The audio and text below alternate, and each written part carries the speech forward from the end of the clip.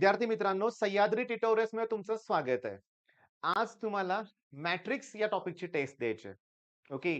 Free platform आहे, taste तुम्हाला द्यायचीच आहे. पण मी अतिशय महत्त्वाचं तुम्हाला काय सांगतोय बघा.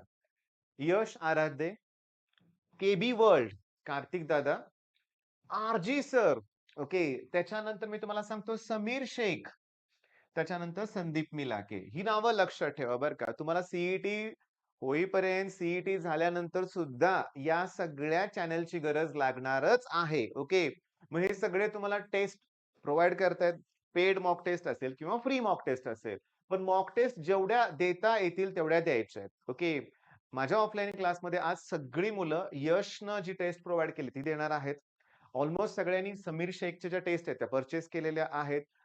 कुणीही टेस्ट प्रोव्हाईड करू दे, की द्यायच्याच, मी असं पालकांना एक्सप्लेन करून सांगितलंय. फार कॉस्टली आहेत असं नाहीये. बरं, मुद्दा काय बघा, की जेवढ्या तुम्ही मॉक टेस्ट द्याल, तेवढं तुमचा कॉन्फिडन्स वाढणार आहे. बरं, आज टेस्ट कुठली द्यायची आपल्याला? मॅट्रिक्सची. ऑलरेडी मी तुम्हाला मॅट्रिक्सचे 2 व्हिडिओ प्रोव्हाईड केलेत. जेईई लेव्हलचे क्वेश्चन येतात मॅट्रिक्समध्ये. खूप अवघड आहेत. जेईई लेव्हलचे क्वेश्चन्स असले तरी ते सॉल्व्ह होतात. तुमचा फक्त अभ्यास पाहिजे. ओके. एक लक्षात घ्या, मी इथे एक क्वेश्चन सिलेक्ट केलाय बघा. मी तुम्हाला गंमत सांगू का, की 2023 चा जो हा क्वेश्चन आहे ना, बघितलं की मुलं रिजेक्ट करतात. अरे काहीतरी वेगळं दिसतंय, राहू दे, नको म्हणतात. तर मी तुम्हाला सांगू का, इथं शांतपणे बघा. ऍडजॉइंट काढायचं. पण मॅट्रिक्स तर 2x2 चा आहे ना, काही टेन्शन नाहीये. ऍडजॉइंटचा स्क्वेअर करायचा आहे. ऍडजॉइंटचा क्यूब करायचा आहे. म्हणजे हे तुम्हाला 1, 2, 3 मॅट्रिक्स मिळणार आहेत. बरोबर आहे. इथं आयडेंटिटी मॅट्रिक्स दिलाय. बरं, मी तुम्हाला पास्कल्स ट्रायंगल एक्सप्लेन करतो रे. इथं लिहितो मी 1, 2, 1. म्हणजे हे 2C0, 2C1, 2C2 ची व्हॅल्यू असते. आता ही 3C0 ची व्हॅल्यू ह्या दोघांची ऍडिशन करा 3C1, ह्या दोघांची ऍडिशन करा 3C2, 3C3 ची व्हॅल्यू. जर तुम्हाला 4C0 पाहिजे असेल तर 1. या दोघांची ऍडिशन करू का इथं? 4, 6, 4. 5C0, 5C1, 5C2. तुम्हाला मेथड ऑफ इंडक्शन आणि बायनॉमियल असं होतं का रे 11th मध्ये? त्यात हे असं होतं ना.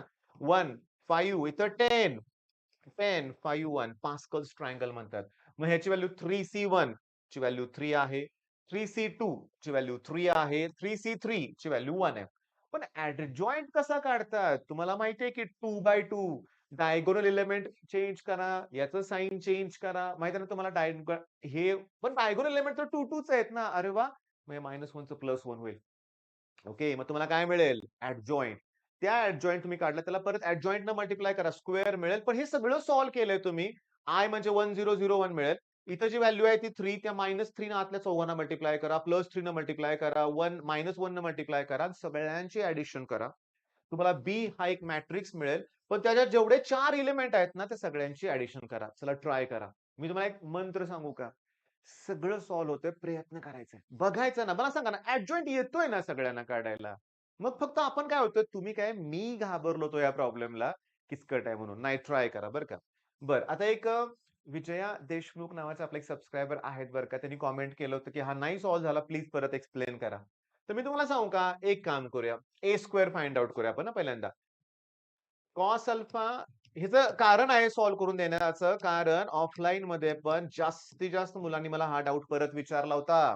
स्क्वेअर करायसाठी परत त्यालाच मॅट्रिक्स मल्टिप्लाय केलं पाहिजे. Sine alpha minus sine alpha cos alpha.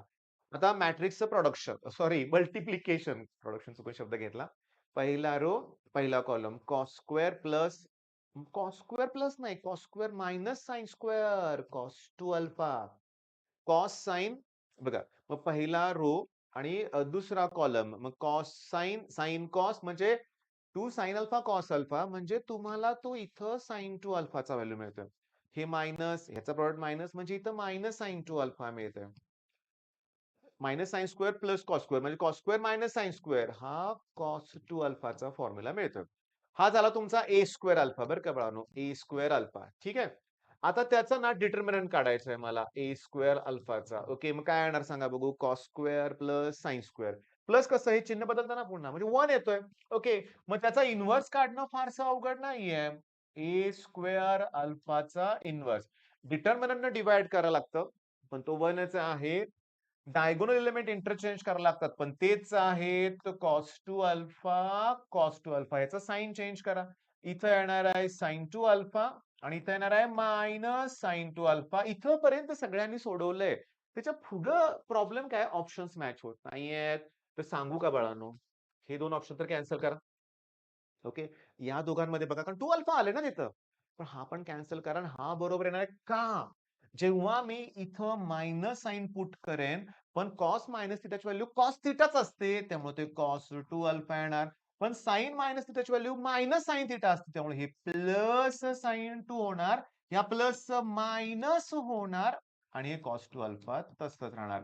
आणि ही जी व्हॅल्यू आहे ती ए मायनस 2 अल्फाची आहे. ओके. आलं का लक्षात? म्हणजे जिथं-जिथं अल्फाच्या ठिकाणी मायनस 2 अल्फा पुट केलं, की तुम्हाला ती व्हॅल्यू मिळते ही लक्षात घ्या. ओके. बरं. आता महत्वाचा मुद्दा काय? हे असे प्रॉब्लेम. ओके.